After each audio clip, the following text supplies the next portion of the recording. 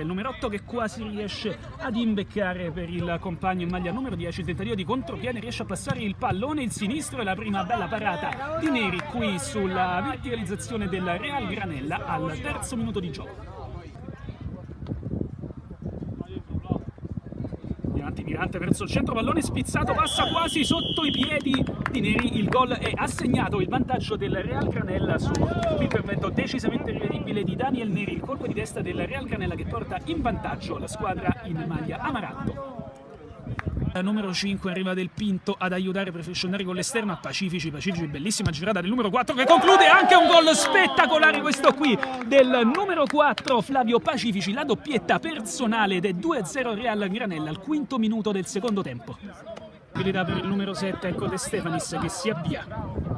Eccolo qui, c'è Pacifici imbucato e scheggia il palo, non trova la tripletta per questione di millimetri il numero 4, sempre più incontenibile Flavio Pacifici.